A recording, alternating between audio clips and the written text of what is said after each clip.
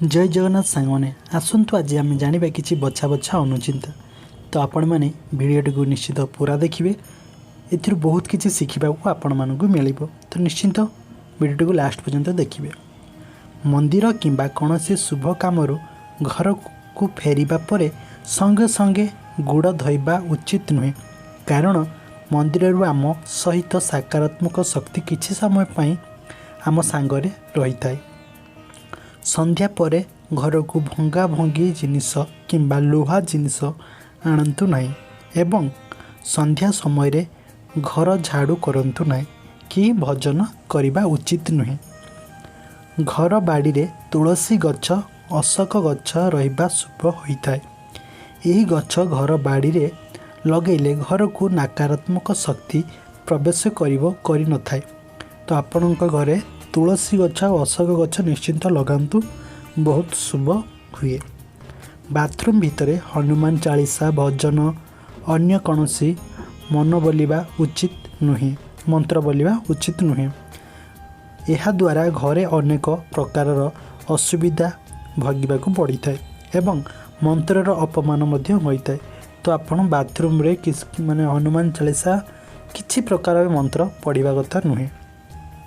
सकाळ सकाळू गाधई सारी गायत्री मंत्र किंबा महामृत्युंजय मंत्र पाठ करिबा द्वारा समस्त कार्य मन लगी थाए एवं मन खुशी एवं प्रफुल्लित रही थाए। जो पितामातांकर प्रथम संतान झील होता है से माने अधिक भाग्यशाली होता।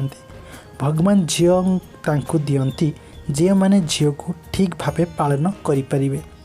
तो जार प्रथम संतान झील हुए सी बहुत भाग्यशाली होता है।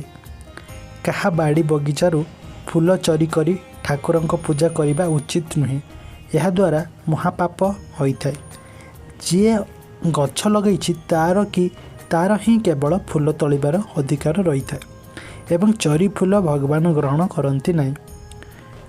पुओटीए जन्म हेले गोटे जन्म पाई पुओ बापा माँ को उद्धार करि थाए, किंतु झीओटीए जन्म हेले 84,000 जन्मर पापरू बापा माँ को उद्धार करि थाए। झीओ जन्म हेले घर को लक्ष्मी आसी थांती। झीओ मानक बिना सृष्टि असंभव होता है। जड़े बहु को सेतिकी कष्ट दियो जेतिकी तम झीवर कष्ट तुम्हें सही पारिबो। बहु मध्य आउ कहार झील होता है। अन्य झील को कंदेले निज झील 4 गुणा कष्ट पाइबो। यह समस्त को मन रखा उचित। तो आपण जो बहु अच्छी ताको आपण झील भाया देखु, आपण झील भाया ताको व्यवहार करंतु। जदि गोटे रहिबार घर थाए एवं से घर भितर रसोई घर शोइबा घर एवं ठाकुर घर थाए ताहले ध्यान देवे जेमिति आमिष पियाज रसुणर स्मेल ठाकुरंक घर न जाए। सबुबले ठाकुरंक घरे डोर स्क्रीन टीए टाणी रखिबा उचित। घरे रसोई करुवा किंबा बाहर करुवा तेल व्यवहार करुवा तेल को कहा दान करे देवा उचित नुहे, करबा उचित नुहे। ताहा सहित व्यवहार करुवा पोशाक मध्य अन्य को केबे देवा उचित नुहे। एसबू काम कले घरे दारिद्रता बढ़ी थाए।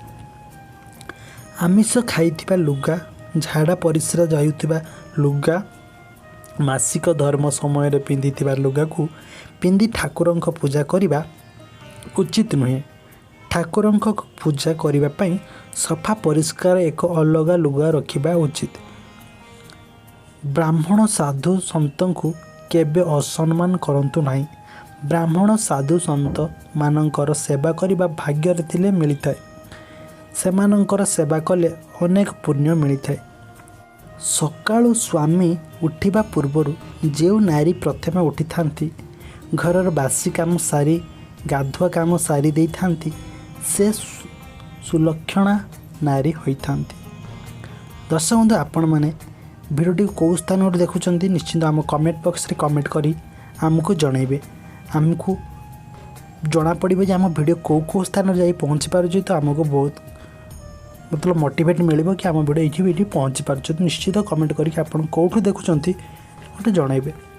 जड़े मनुष्य मरिबा परे तार पोशाक घड़ी अलंकार यही 3टी जिनस को केबे व्यवहार करने उचित नुहे। ଏହି ଜିନିଷ ସହିତ ମୃତ୍ୟୁ ବ୍ୟକ୍ତି ଅଧିକ ଯୋଡ଼ି ହୋଇଥାଏ। ଏହି ଜିନିଷ ବ୍ୟବହାର କଲେ ସେ ସେହି ଘରକୁ ଛାଡ଼ି ଯିବାକୁ ଇଚ୍ଛା କରେ ନାହିଁ। ପ୍ରତ୍ୟେକ ଗୁରୁବାର ଦିନରେ ଦ୍ୱାର ବନ୍ଧ ଧୋଇ ଝଣ୍ଟି ଦେଲେ ମା ଲକ୍ଷ୍ମୀ ସେହି ଘରେ ସବୁବେଳେ ବାସ କରିଥାନ୍ତି।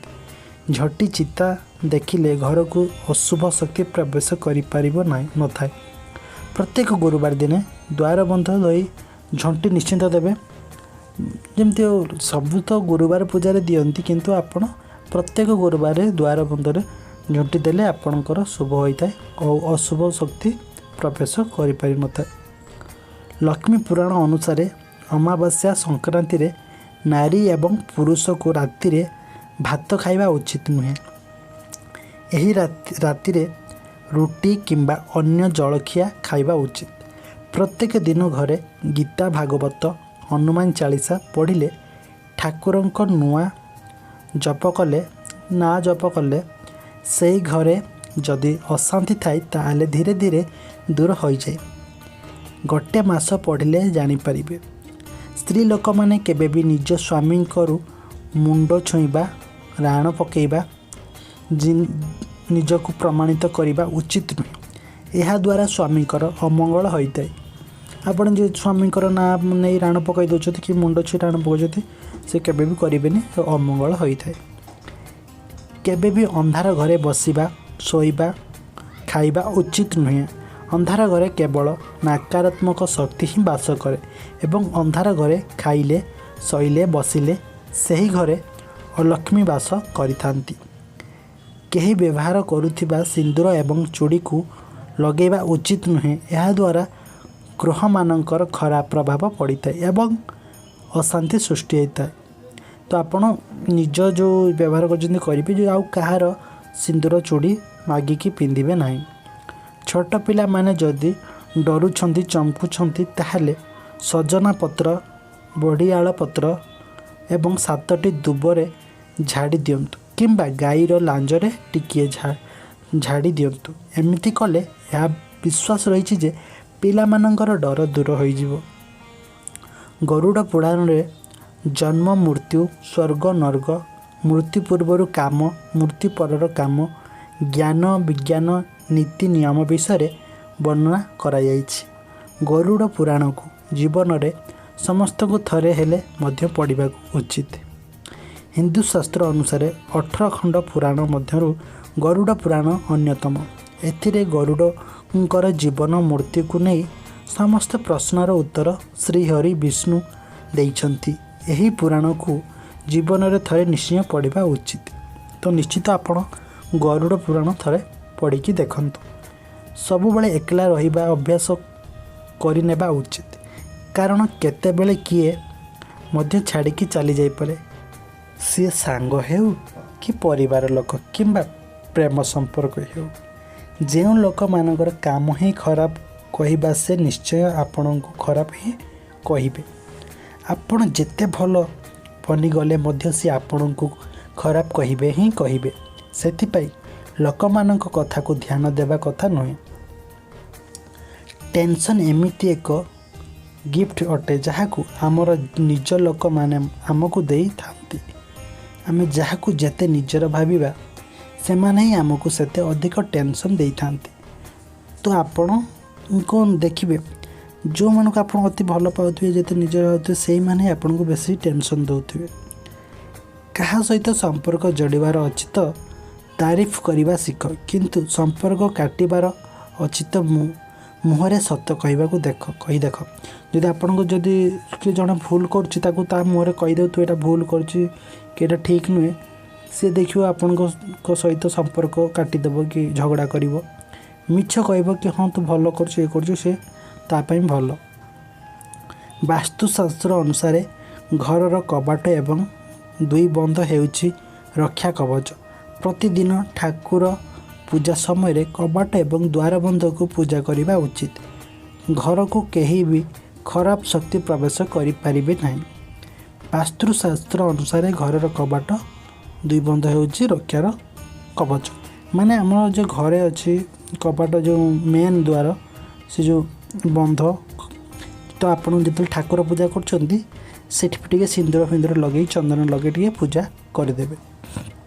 जन्मदिन में जदि भकिला लोक को भजन दि जाए दुखी रंकी को किसी दान करा जाए ताहले यह ठाकुर बड़ पुण्य आउ किछि भी नुहे। याठार आ बड़ पुण्य किछि नहीं। जदि आप जन्मदिन में कि भुकिला को कि दुखी को खाइबा को दौरान तो याठू आ बड़ पुण्य किछि नहीं। जदि आप क्या भी देखुं कि भोकर भिकारी कि खाइबा को पाउनी तो आप निश्चिंत किसी दान करूँ कि खाइबा को दिंतु। दर्शक बंधु आपण मैंने वीडियो केमती लगे आमको जनइबे। कमेंट निश्चय आप कौटू देखुं कमेंट कर जनइबे। शेष पर्यंत भिडियोटी देखि आपण समस्त को अनेक अनेक धन्यवाद।